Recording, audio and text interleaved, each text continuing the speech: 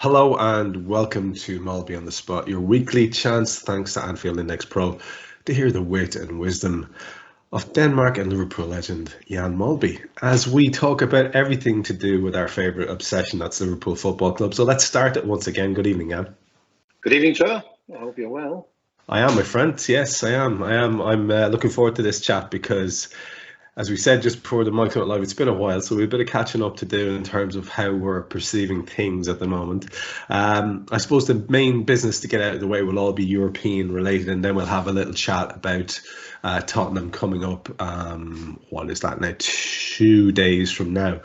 But first of all, let's react to what is a good news story in a year that has been full of bad ones, which is, of course, the fact that we managed to ease our way into that vital last 16 section with the way the results went over the last while. Now, not only did we do that, but we were able to do it in quite an impressive way on the last day as well, finishing the group on joint top points, which was quite something considering how extreme the praise of Napoli had been and how critical people have been of Liverpool over the course of the season as a whole. So you'd have to find yourself, Jan, leaning very much into that as a good news story and maybe something that can start to piece together what has been a bit of a shambles in the bigger picture. Well, so we hope. I mean, obviously, leading up to the game on Tuesday against Napoli, and you obviously got people at Anfield on the back of the defeat against Leeds, and they're worried about Napoli and whatever. And I sort of said, yeah, but I mean, this even in Europe, there's levels, isn't it? And I still think that even when we're not at our best, I still think we're at a different level than Napoli. You know, I know we call ourselves European royalty, isn't it? But I do think that there's a level. And I always felt that we were probably going to get the best of Napoli at home. For long spells, it looked like a game where there was not a great deal at stake, isn't it? But in the end, it's sort of the things that when we sat on the sidelines for a little while in Champions League, it's what we used to watch the likes of Bayern Munich and Barcelona do to teams, isn't it? You just get it done, don't you? You know, yeah, they come to Anfield and you go, yeah, bang, bang, bang, and send them away again with a defeat, isn't it? Because we're at a different level. We've got a lot more European experience. So as much as you're still really concerned and worried about the inconsistency in the Premier League, we do we still look like a European team, don't we? You know, there's still something about that you think, yeah, okay, you know, Forest and Leeds are great results, isn't it? But there's just something about our European pedigree that makes me think that, you know, and we're going to talk about who we can potentially draw a little bit later on in the show, isn't it? But yeah, I'm heavily leaning towards, you know, the Champions League. We're going to make a real show again. I'm very much hoping that, and have been for quite some time, that it's going to be the saving grace. And for all the reasons that you just mentioned, because there is something special about the club in this competition, and because there's an intimidating factor as well around the stadium.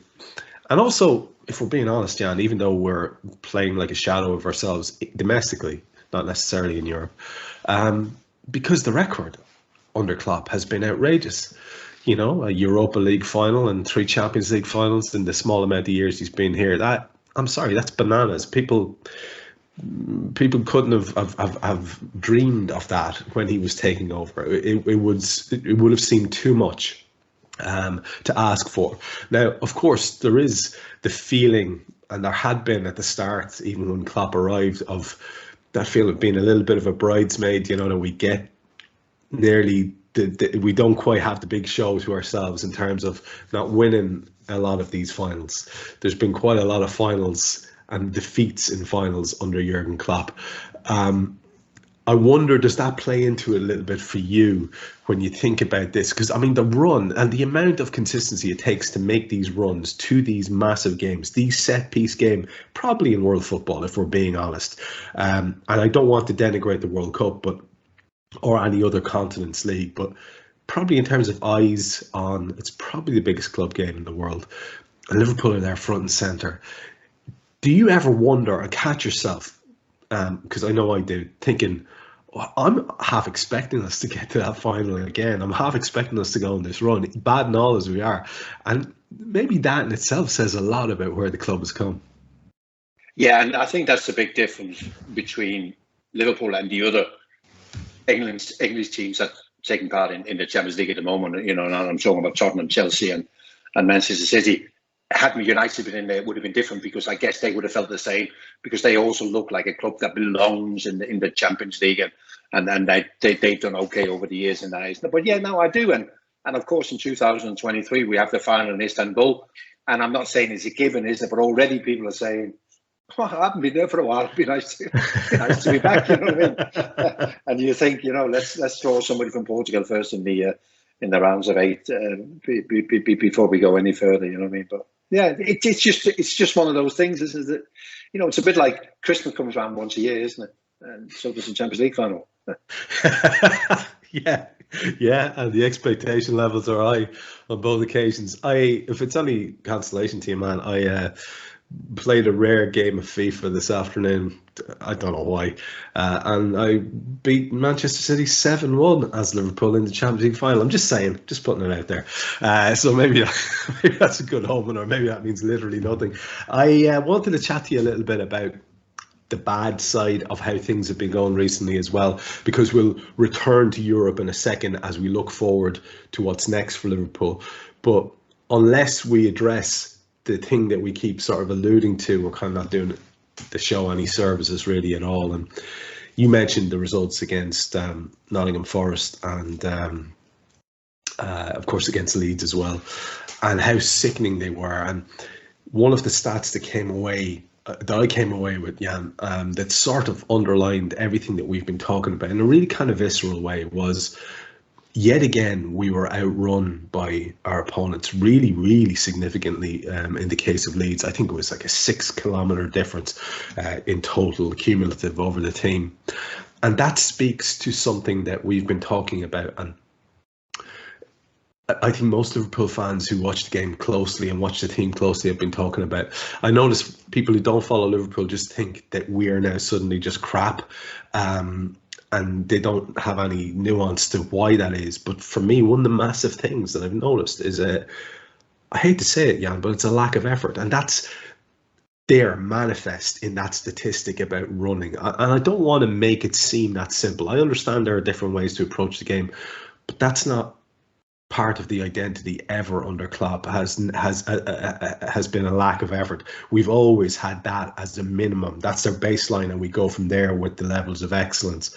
What do you make of that, and in terms of how that could be addressed? Because sometimes it seems like the manager himself might be scratching his head a little bit.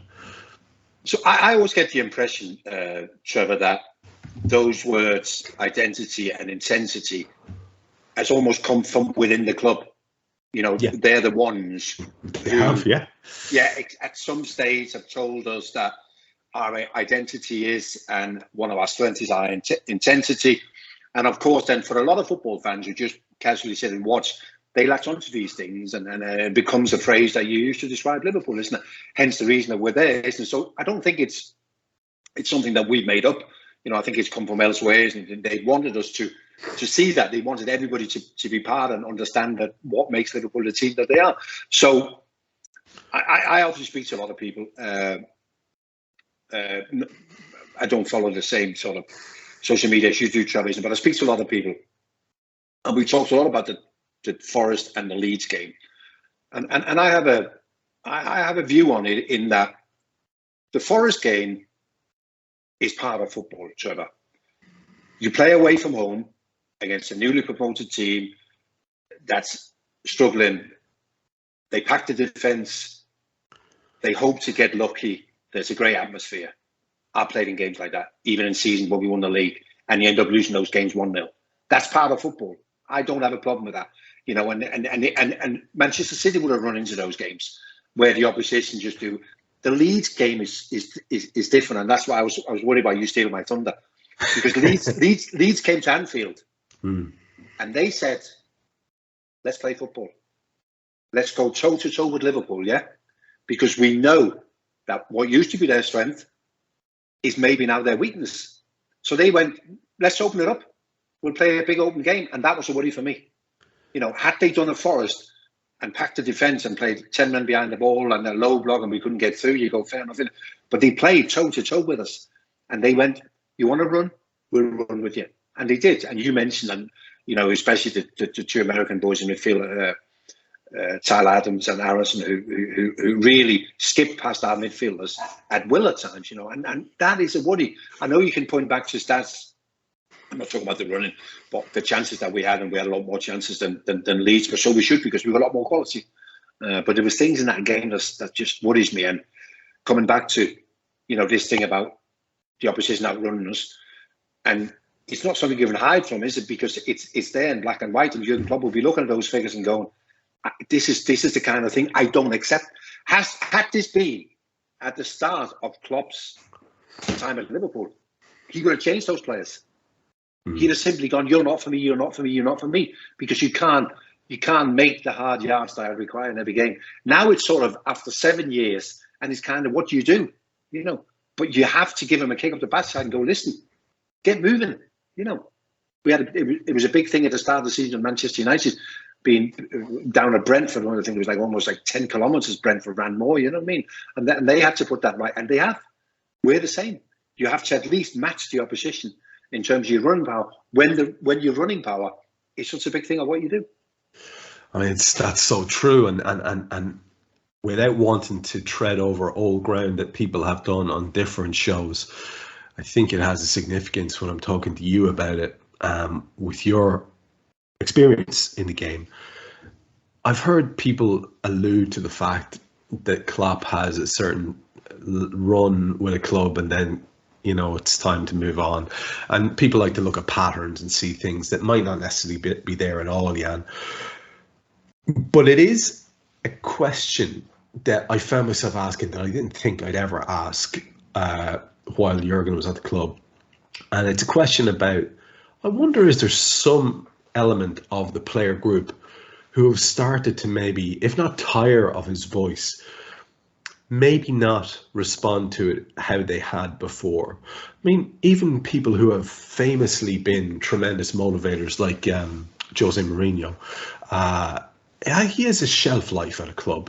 Alex Ferguson, to compare and contrast, had the trick of shaking up who it was that stood beside him and around him, who took training, who directed different aspects of the team, who was his second in command.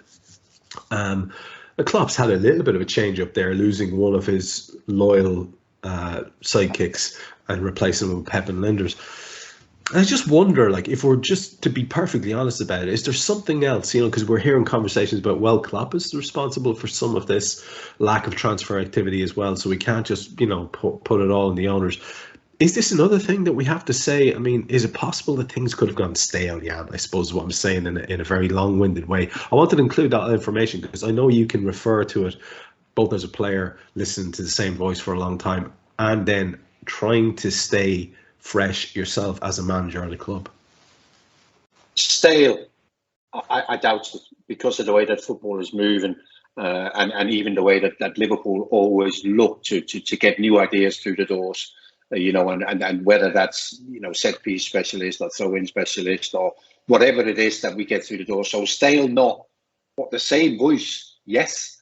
I guess it's a bit like being in a relationship, isn't it? In the first 12 months, you're very tentative. You open the door for your partner every time. There's second year, but it's like that, Trevor, isn't it? And I've experienced that. You know what I mean? Whereas you would always be at a meeting 5 minutes before I was due to start because blah blah, and then 2 years later you turn up on time, and then 2 years later you turn up 30 seconds later. And these are the kind of familiarities that gets created when you're together for a long time. So I was thinking about this today about, we always talk about Ferguson and the way he managed to keep it the way he did for so many years, and when he changed players. And I'm not convinced that he got rid of the likes of Jaap Stam or Paul Ince or whatever when they were finished. But he got rid of them for a reason, in that it would just give the dressing room a bit of a shock, and it would also create a new competition in the dressing room. So when you get rid of some of what we call the bigger players, isn't it? So we look at Klopp and what he's done over the years, and he's been very loyal, isn't it? And some of the big players, you go, in terms of performances, there's been no reason to get rid of him. But maybe sometimes you think in terms of just, doing that little bit that still keeps everybody on their toes and keeps everybody alert.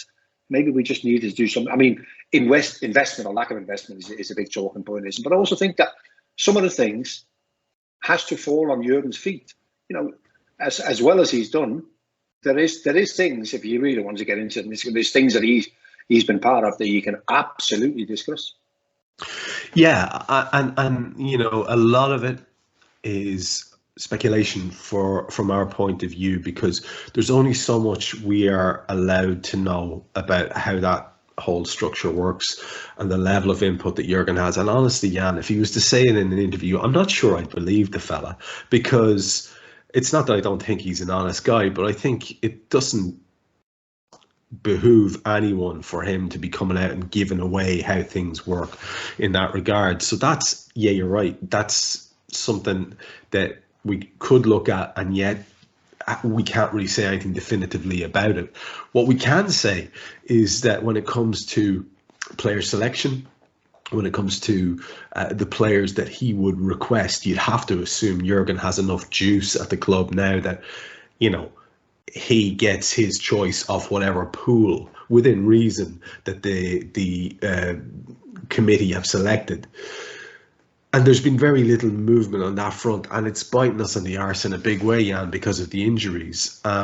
You put all these things together, and the fact that when you listen to Jurgen being interviewed a few times this season, he did seem a little bit lost. People have started pointing to the fact that there's sniping and stuff. Maybe I think someone picked up on Fabinho having a go a couple of times, and different players. Apparently, I turned the game off immediately after Leeds, but apparently there were some ructions between some of the players. I didn't see this, so I can't attest to it. I mean, maybe if you're not stale, which I think you're right in saying, and if it is maybe the same voice, is there also the possibility, Jan, that these lads are they do need that shake up in terms of new faces around the place? I've heard you say it so many times, talking about the change that makes in the dynamic of a group when new people come in, and it's almost always positive, isn't it? I don't know if you heard the press conference and the club had up leading up to the Champions League game, where he was asked a question about whether the team was in decline. And I mean, we talk about how honest can Klopp be. He can only be as honest as the world allows him to be, isn't it? So it's limited in what he can say. But I was surprised that he didn't jump down the guy who asked the question so and go, no. He didn't say, yes, it is in decline either. But I saw he left the door a little bit open to the fact that in an ideal world, what we got is not what we wanted. We might have wanted to do something a little bit different to what we got at the moment, isn't it? So all those things we were talking about before, Trevor, it's not stale. It's not lack of respect. I just think it's human. When you've been together in that environment with so many people, of the same people for so many years, something happens, and it's not deliberate. I can guarantee it's not deliberate, because I was at Liverpool for 12 years and I don't ever felt that any of us did anything deliberate. But when you look back and you think, well, maybe, you could have done A, B and C different, but you didn't think, and I think that's what's happening to our squad at the moment, isn't it? There's just things that's crept in. And also as a manager, it can be difficult to keep on top of everything.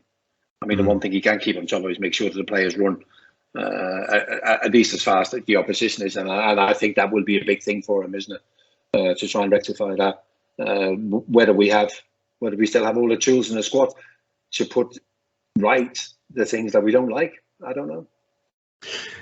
And just to finish on this as a topic, I'm looking here at the Premier League table, and I see Arsenal sit on top with 31 points, with City on 29.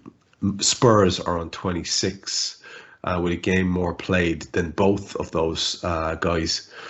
And Newcastle are on 24, again on 13 games as opposed to 12 for the top two. Underneath that, you have Manchester United on 23, 12 games played, and Chelsea on 21 with 12 games played. And you have to scoot down to us then 5 points before you get to Liverpool on 16. So we're looking at being 5 points off Chelsea in 6th. And even if you assume that Newcastle don't have the legs to last it, we then might be able to tighten it up to being a couple of points off 5th, and have to claw those points back. And they will be hard-won points over the course of the second half of this season. Or, maybe we, I don't know how hopeful you are about Tottenham. We'll talk about that later. I suppose what I'm saying, Jan, in a way that's trying to point out some harsh realities here, is that it's going to be a big ask, isn't it, for us to be involved in this competition, which has proved to be a bit of a redemption for us this year. We're going to have our work cut out to get 4th and get in the top 4. Or am I over-egging that? Because we all see what can happen when you put a run together in the Premier League. You can move quite quickly through the ranks. What's your feeling on the size of the task that we've given ourselves now with this poor start? I think it's massive, Trevor. I think it's absolutely massive, and I think it's massive because of what we're watching. Had we continued the run with the Manchester City and West Ham wins, by beating Nottingham Forest and Leeds, add another 6 points to what we got, you can work it out yourself, Trevor. Then we're right in the mix, aren't we? The problem with that is, give me a reason why some of that won't happen again, and you won't be able to, will you? You can't tell me now that we won't drop any more silly points. You can't tell me that we won't. Here's another problem we haven't even mentioned, Trevor. Our away form. You can't tell me all of a sudden now that we're going to win the next 6 games away from home. We know that there is a team in our squad that can potentially put together 10 wins. But the question is, can we find that form? I just don't know. There's so many things where this job we've done for 4 years, Trev, has been the easiest in the world, isn't it? Because it's been so easy to predict and the players never let us down. Inconsistency now, we have absolutely no idea. I mean, these next 2 games, Spurs away, Southampton at home, and then we get the World Cup, for some players a break, blah, blah. Then we come back after the World Cup, and what? Can you tell me what's going to happen? Because it's a brand new experience for everybody. So again, nobody knows, what's going to happen. So they come back on the 26th Boxing Day, they start again. What happens? I have absolutely no idea. With what? 20-odd games, 23, 24 games to be played in a scenario that nobody's ever been through before. So it's all stacked up against us, isn't it? In that, I just don't know whether we'll ever get into that rhythm, I don't know whether we ever get into that rhythm of, playing well and just churning out wins and whatever. I just think it's going to be one of those horrible seasons, Trevor, where you're just going to find little bumps in the road that's just going to keep derailing you. And it's a lot of points that we've got to make up already. The Newcastle one is obviously the interesting one. And the interesting one with Newcastle is because they don't play European football, which there's been other clubs in the past who haven't played European football, but European football has never been played like it has been this season. So it's been a massive benefit for them, isn't it? Maybe a couple of injuries might derail them. But if I was Newcastle, I'd spend heavy in January. Yeah. I'd go, I tell you what, we've been let into the back door. There's an opportunity here. This is our opportunity to pinch a top 4 place, also because they'll be looking and thinking, Spurs, don't know, Chelsea, don't know, Liverpool, don't know, you know what I mean? So all of a sudden there's an opportunity, isn't there? So, Trevor, we need to see better play, better balance. We also need to settle on what we are, don't we, Trevor? Are we 4-3-3? Are we 4-2-4? Are we 4-4-2? I fully understand. Sometimes I've been a manager myself, and it can be so frustrating, isn't it? But we got to identity. We've got to find identity again, isn't it? I mean, this is how we play. This is how we best get the best out of players, isn't it? I'm not convinced it's longer 4-3-3. 4-3-3. I just don't know, Trevor. But we need to find something that suits the players. I saw some article about, where the players prefer to play. It's where Klopp thinks it suits the players. We've got the best, isn't it? But it's another thing, isn't it? It's another thing that we need to work out. And it's another thing that we won't necessarily solve during the World Cup period, because we will have a number of players out there taking part, isn't it? There's just too many things, Trevor, that doesn't make me feel, let's go. In the past we've sat here and let's go. Even with injuries, let's go. It doesn't matter, you know what I mean? Everything is just rolling away, isn't it? And now there's too many things I can point to and go, I'm not 100% sure about that. I'm not 100% sure about that. You know what I mean? So top 4 is going to be a big ask. Big ask. I think that Newcastle point is really interesting, especially the point that if they were to fire a bit of their obvious wealth at the problem in January, they could really, like you say, take advantage of a scenario way ahead probably off the curve that they were expecting to. I'm sorry, but if they do get Champions League football, I honestly don't think it'd be Eddie Howe who'd be the guy who'd be leading them into that campaign. But maybe I'm being cynical. It remains to be seen what happens there. One guy who's central, absolutely key to this discussion that you were finishing there, your point with about, are we 4-3-3, are we 4-4-2, what are we?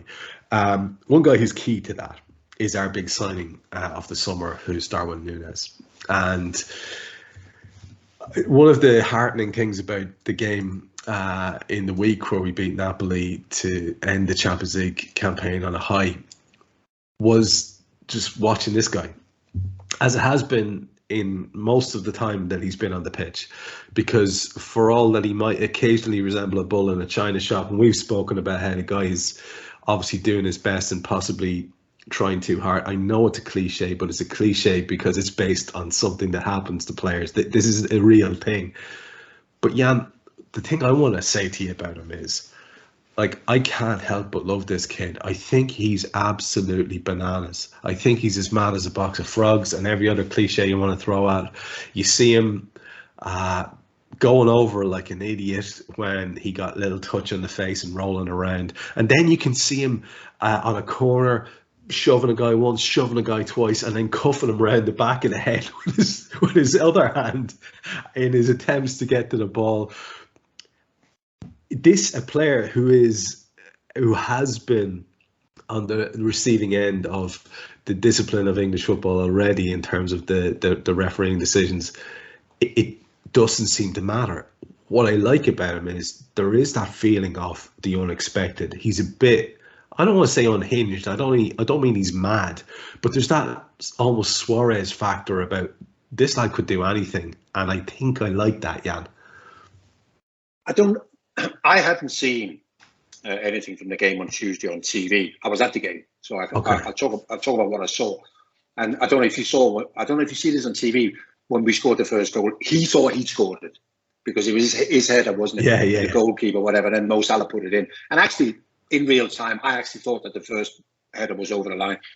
And as soon as he's headed the ball and he's bounced around the line, he's took off and he's run. He's run like a madman, you know.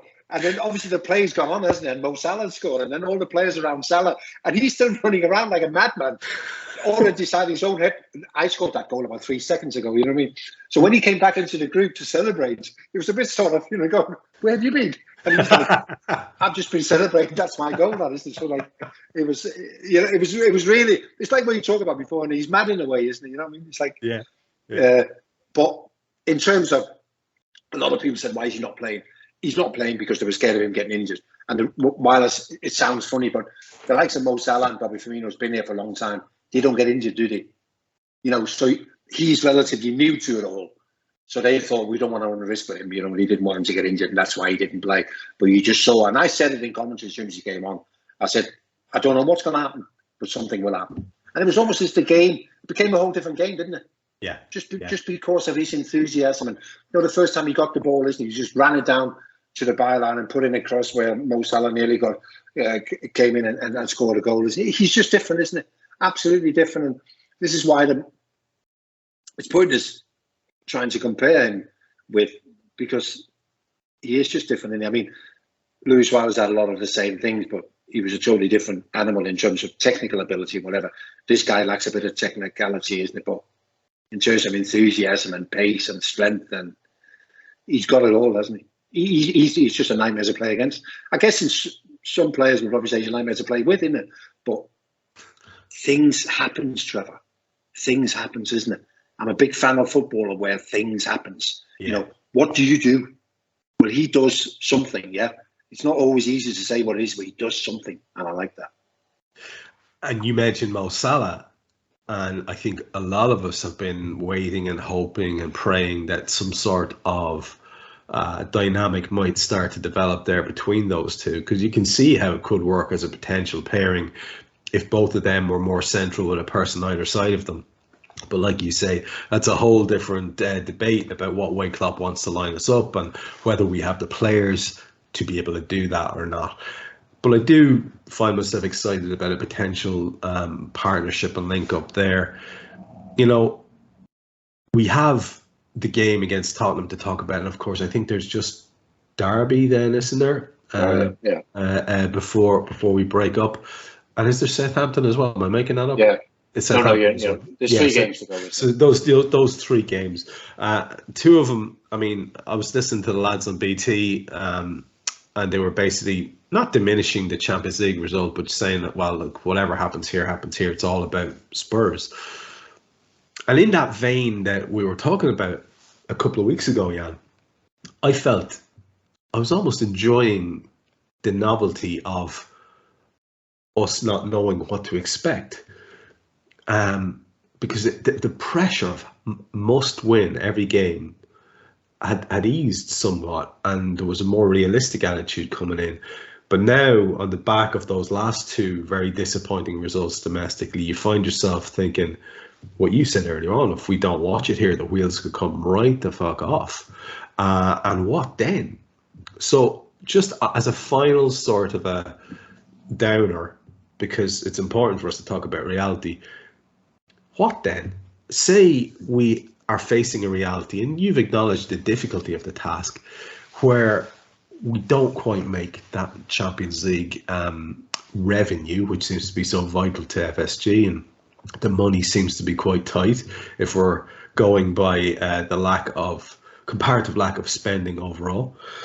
What then, Jan? I mean, is that the end of an era right there, or is that just a real juddering wake-up call and Klopp builds again for the last period of his tenure? What's your gut feeling on that? So I'm sure you saw the quote from Klopp where he said, "Don't judge us now between August and October. Yeah, judge us next May." Yeah. So that's kind of what you're asking me, isn't it? But what happens if next May is the way the season is heading? Yeah. And the season is heading right now towards no Champions League qualifications, yeah? Mm. And what you're asking me, what happens then in May, isn't it? That's basically what we're looking at. I'm not talking about the manager position or whatever, but in terms of investment, what happens? Listen, on many counts, we've got great owners, yeah? We can't knock a lot of things they've done, but there's always the thing with fans and lack of investment, isn't it? We won the Champions League and didn't invest. We won the Premier League and didn't invest. Should we find ourselves outside the top 4 and no Champions League football? What makes you think then there's going to be massive investments? There's so many aspects of this, Trevor, that I can't quite get my head around. It's like people saying, what about January? We have to do something in January. But believe me, Liverpool Football Club never plan to do anything in January. I can guarantee you that, yeah? That's never part of the plan. Injuries. But we've had injuries and they don't react, do they?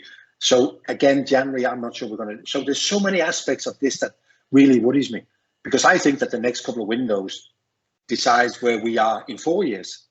Never mind where we are next season, because we have to. What we did so well, and we got a lot of praise for Michael Edwards and everybody who's around him, and we bought players at the right price, and we bought them with their best years ahead of them. And we had a whole nucleus of our best players between the age of 23 and 28. And you go, bang. All that's gone now, isn't it? So we have to get all that back. We have to go out there and find the players before they become superstars. We have to get the average age of the squad down, blah, blah, whatever, isn't it?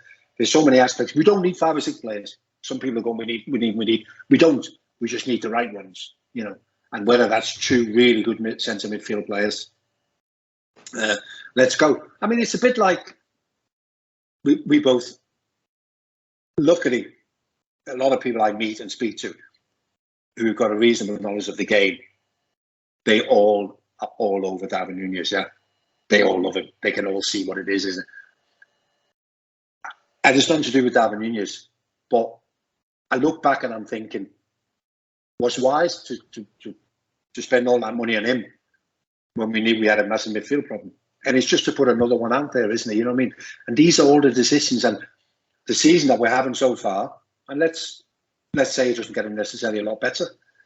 How do we then solve even more questions? You know, it's such a great ride, Trevor, when you're going well, isn't it? You know, and it takes so little to derail, isn't it? You know, it's just bizarre. And we have all these fantastic footballers at our disposal when they're fit. You have to hope that some tweaking can happen, and that these changes can get made, and that we get back on that ride that you're talking about. Key to that is whether or not we progress in the Champions League this year. I want to spend a couple of minutes just talking to you about the potential for the draw as we have a look at the teams that we can possibly get. Apparently, Porto, Bayern Munich, Real Madrid and Benfica. And you made a casual reference earlier on to how you wouldn't mind a trip to Portugal. I think Trevor, we know the way. We know all the bars. We've been there. Let's go back. Let's go back, and yeah, exactly. I guess we're all in concurrence there. I think the way that these conversations between us have gone over the last few years, when we've been getting to final after final and just doing ridiculously well, has been along the lines of, well, we're going to have to beat the best teams anyway, so I don't really care who we get in the draw, but I'd like the lesser of the options just to help us get along and get past and get through. And especially in this round here, where I think I'm right in saying as the runners up, we don't get that second leg at home and the little advantage that can have. So every little thing that can go in our favour, we want to go in our favour. Bayern Munich, I guess, whereas I don't know how great they've been domestically, certainly. I don't know. I don't know what they are currently, like in terms of various iterations of the team I've seen in the past.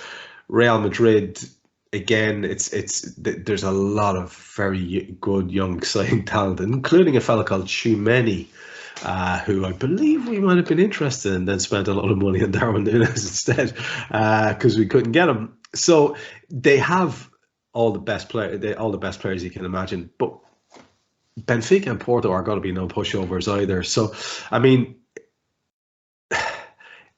it's a simple enough conversation, I guess, really, Jan. It's one of those two that you want. Of the two, would you have a preference? So, if you look at Benfica and Porto, and they do a terrific job, don't they, Trevor?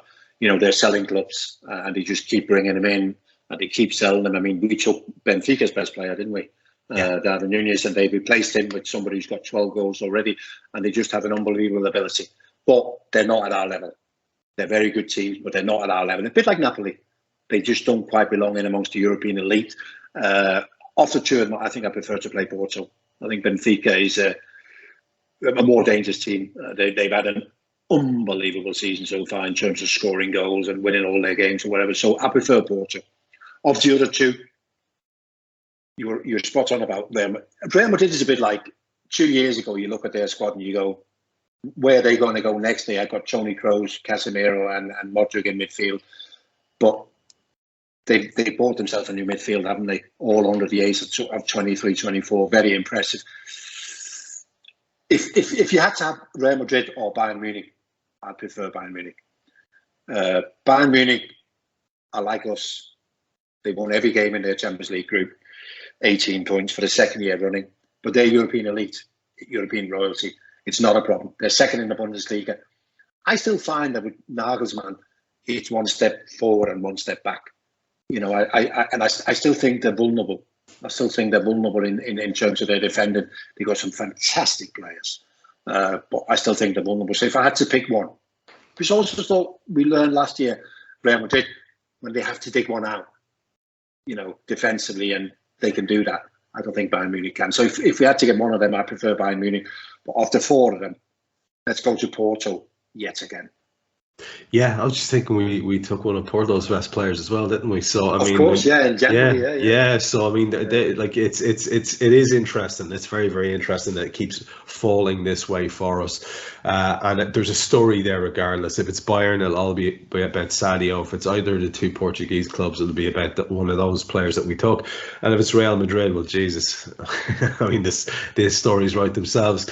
So we look forward to it. I think the draw is on the 7th of November. So by the time that we're chatting next, hopefully we'll get to have a reaction to that and have a few more details to talk about. And look, the thing that we need to focus on now is what's next for us. So what's next for us in our fixtures is Tottenham Hotspur. And that is at their place on Sunday afternoon at 4:30.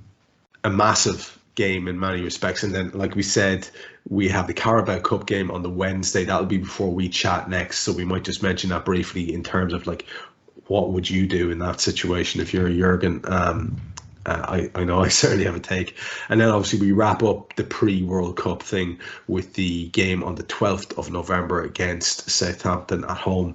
And we'll have a show before that to talk about it. So with Spurs, Jan, they're sitting there third in the table.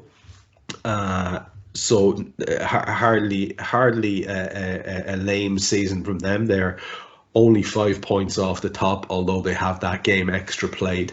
To put it into context as well, they're 7 points ahead of us, excuse me, they're far more than 7 points. Good God.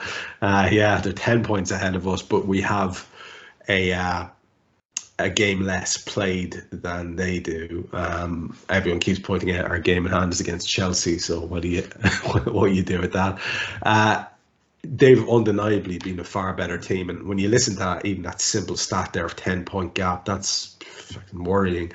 To talk a little bit about what they've done so far, just for people who mightn't be as familiar as you would have been, their last few fixtures have been interesting. They won in a dramatic way against Marseille to go through in the Champions League. They have had a 3-2 win over Bournemouth in the Premier League, 1-1 with Sporting before that. They got beaten by Newcastle in the Premier League in the game before that, 23rd of October. And by Manchester United, 2-0 in the game before that. Before the previous win on the 15th of October was a 2-0 against Everton. So you take those two little results we just mentioned there in the Premier League into it, they could be so far ahead, so much better off than they currently even are, and really kind of challenging for that top spot. What do we make of them, Jan? What do we make of this evolution of the team under Conte? What's your impression of them and their danger men? Apparently, Son might be injured as well. I'm hearing as well. What do you think of the challenge that they pose to us on Sunday? I mean, is it one that you think we can overcome? In terms of what do I make of Spurs, I generally don't know. I think it's really, really difficult. I think if you're a football fan and you want to be entertained, you watch Spurs and you go, they're boring. But I think if you're in football and you know what Antonio Conte stands for, you kind of go, but that's how he does things. That's how he sets his teams up and he gets his success. And having said all of that, they're still amongst the top scorers in the Premier League. As defensive minded as they are, they still get their goals because of the attacking talent they have on show. In terms of the season, I do, however, think there's a pattern developing. They lost against Arsenal without showing up. They lost against Manchester United without showing up. They lost at home against Newcastle, which could have been heavier than the 2-1 defeat. I have no idea how they got a 2-2 draw at Stamford Bridge. So the pattern is that when they play the better teams, they haven't been very good. And I think that's the big thing for me. We're still amongst the better teams, aren't we? Add to that Christian Romero, probably the best centre-half, is out. Son is out. Richarlison is doubtful. And Kulusevski is doubtful. So add all those attacking absentees into it. I'm thinking that Antonio Conte already now will be sitting at home going, I'm going to set us up for a draw. And whether that's, I could easily see them, Trevor, playing a 3-6-1 system with just Harry Kane up front in his own and 6 across the middle to try and stifle us. I think he'd be quite happy to take a point. My biggest worry about the game, apart from our Premier League form generally, is that it's away from home. And it's been an Achilles heel for us so far. It's a tricky game, but it could have been trickier. It's probably a good time to play them. And also, they used, like we did in midweek, at least they also had a Champions League game, to play their key players and use some of their energy, isn't it? So, tricky. They went against Bournemouth the last day with 3 normally at the back, Davies and Langley and Sanchez. And then Sessegnon and Emerson on the flanks, Skip, Basuma, Højbjerg nominally in the middle, and Son and Kane. But with Son not necessarily a feature, it's going to be interesting because last night in the Champions League game against Marseille, or Tuesday, whichever it was, they had the same, 2 of the same guys at the back, Davies, Langley, who I think scored, and Dyer. Sessegnon one side, Perisic the other side, Bentancur and Højbjerg in the middle, and they had a 3 across, nominally the top, Lucas, Son and Kane. So even just to talk about the shift in shape and personnel in 2 massive games for them, that's quite interesting. And it shows a guy who either is very confident in his squad or is very confident in his ability to change up something and still get the result that he needs to get. But it's particularly interesting when you frame it in the way that you did, in terms of when they're faced with real challenges against solid sides. Are they going to be able to do what they need to do? I have a feeling, as I look at it, that I think I know which way you're going to go with this, but do you think, Jan, it's more likely that our inconsistency to date is the thing that wins out in terms of the result here? Or are you feeling that actually there are enough signs of us, even though we've had these hiccups, building back towards something a bit better that we can possibly push on in the second half of the season? Like, I know the answer is you're not sure, but what's your gut telling you on that in terms of when you're trying to think if you had to put a bet on this result? So immediately, I always think when you play Spurs and they're going to defend deep, so you're going to be vulnerable on the counter-attack, which we are. We haven't been able to stop counter-attacks. But then I look and I'm thinking, okay, if they play Lucas Moura, he will then provide us with a problem because he's quite quick, but he's not in good form. So my biggest concern, Trevor, is that how do we deal with their low block? They're going to defend so deep, it's going to be unbelievable, yeah. And how do we deal with that? What does that do to our... Because that's how the game changed on Tuesday against Napoli. We played for a large part of the game with 2 strikers. Curtis Jones was asked to play wide left, and Bobby Firmino central that doesn't threaten in behind. And then we took off Curtis and Nunes came on, and then all of a sudden you got 2 threatens in behind, Mo Salah and Nunes. And I'm thinking, where's the room for those guys to threaten against Spurs? It's going to be difficult, isn't it? Having said all of that, it won't become necessarily, I think, one of those wild end-to-end games. I think it'll become quite a settled game where we're in control. They'll be quite happy to allow us to have 60-65% of possession and see what we can do with that. So in terms of that, we will get some kind of control. And I just think in the end, you mentioned some of the defences. Davinson Sanchez, there's a mistake in him. Dyer's okay. Davies is okay. But I just think that they got a problem with their right wing back as well. Romero, not Emerson. I'm not a big fan of him. So I just think in the end, it's going to be a game that we're going to be control. And I think in the end, we'll find a way of winning the game because of the amount of possession we will have close to their goal. Eventually, I think we'll find some solutions. I love hearing that. I think it's realistic and optimistic in the same sentence, and I'd be very much in agreement with the sentiment there. And the absence of Romero, of the likes of Kulusevski and Son, possibly Richarlison as well. These are going to be a little bit of a factor for them. It's nice to be coming up against someone who's been as kicked in the face with injuries as we have for once. So there is that to it as well.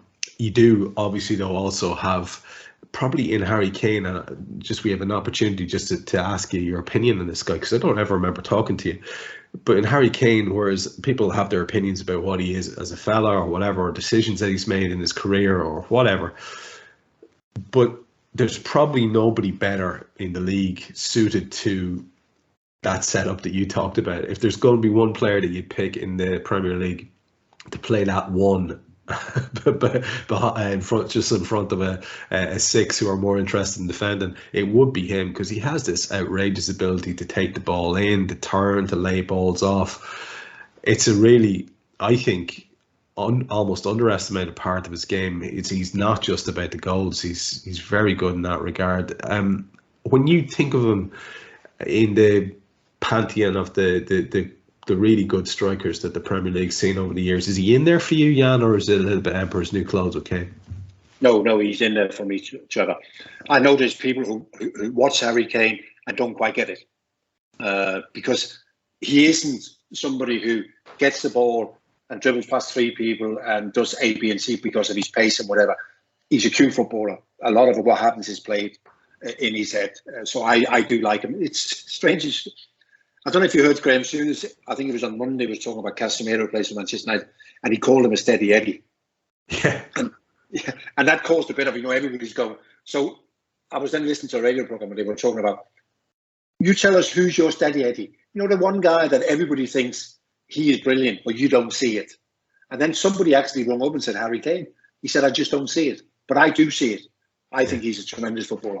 I think his vision, his passing ability, his ability with the instep to shoot from distance. And let's not forget, had it not been for the boy at Manchester City, Harry Kane has 10 goals already in the Premier League. Yeah. That in itself is impressive, isn't it? You know what I mean? So I get Harry Kane. I think he's a super footballer. We'll come back at the very end for your take on how you think that result is going to go. And just in the minutes that we have left, let's just talk about the fact that we do have this fixture against Derby before we speak next. It'll be on the day before we speak next.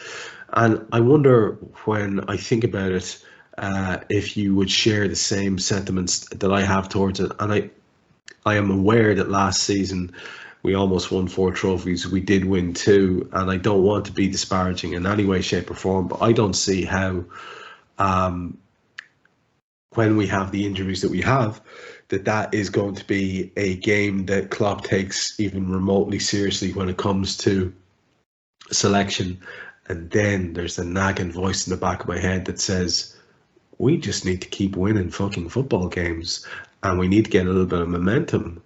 And that might be more important than anything. So they're the two things that are going on in my, like I say, non-professional football analyst mind. What do you think when you think of the Derby game? So I think the big difference, Trevor, is that last year, when it came to these games, whether that was the Carabao Cup or the FA Cup, we had a lot more players available. Yeah. But we also had a lot more players in better form. So we had players fighting to be part of the first team, and there was that feel-good factor that you get at a football club where the first 11 is, if the first 11 are playing well, believe me, Trevor, that means that everybody's in good form because it starts at the training ground. So we had that last year, so it didn't greatly matter, did it? We could stick them in and go on, it's your turn now, have a go, and they were all in good form. We don't have that luxury this year. So Derby, I think, really is. When we play Derby, if it was down to me, I'd almost start at the bottom of the ones we could play and take them. Instead of go, the 11 who play against Tottenham, for the Derby game, I'll then take number 12, 13, 14. I'll almost start at the other end and go, how many players can we potentially play against Derby? We've got 30 players available. Okay, I'll start with number 30, 29, 28, and work my way up that way. Just not to run the risk of anything and just see how it goes. I mean, Derby historically is a big club, but they do find themselves in League One now, isn't it? Having an okay season, isn't it? But I don't know. But I just think that all these players And they have been involved, and they've been sitting on a bench in the Champions League and Premier League, whatever. Let them play. And if it means, I don't think either was a big fan of giving up a competition, Trevor. But I just think that once you're looking at potentially going without the Champions League, and the next step in that is the finances, isn't it? There's no Carabao Cup that's going to make up for that. Yeah, and it is exciting, actually, to think about the team that could get put together, the likes of Bajcetic playing and getting a start. Ramsey, delighted to find out he's actually real. Harvey Elliott and his pal Carvalho. There's the makings of a very exciting side there. Kelleher and goals, obviously. The defence will be interesting. I imagine there'll be at least one old head there. But yeah, we'll hopefully be talking about a win there and a little bit of rotation, as you say. And just to finish it, Jan, as we always do, with this game against Tottenham looming in everyone's mind, and we're recording this on Thursday evening ahead of a Sunday game, so people will have lots of time to listen to this show or watch the show and have their thoughts about how they think it's going to go and be influenced by yours. As you look ahead to it then, what's your gut feel on the result? Well, I think it's uncomfortably unpredictable, isn't it? It is, yeah. It is, Trevor, isn't it? Whatever way we look at it, isn't it? Because whatever the result is on Sunday, you wouldn't be surprised, would you? You wouldn't be surprised if we won, you wouldn't be surprised if we lost, or draw, or whatever. So it is a little bit uncomfortable, isn't it? But I just think that with the build-up before and the way I can see the game going, I think it's going to be a low-scoring game. So I'm going to go us to win 1-0. Lovely. Jan, a lot of topics crammed in there. Sorry, there's stuff coming left, right and centre into my head, and I want to throw it all at you because we haven't had a chat in a couple of weeks. So yet again, I appreciate it very much. So for the show, thanks very much. Well, that's a beauty, Trevor, if anything, when you're not doing so well. You do need to discuss so many other things, isn't it? When you're doing well, it's like you're a bit limited, aren't you? But here we got a real open book, isn't it? But I've enjoyed it, and let's hope by the time we speak next week, it's on the back of 2 wins. And let's hope that as the season goes on, you can get back to some very, very predictable chat from myself and Jan about how we're just winning every game, and it's great. And there's trophies on the horizon because that's what we'd all love. I've been Trev Downey. That was Jan Molby. This is Molby on the Spot with Anfield Index Pro, and we'll be back next week.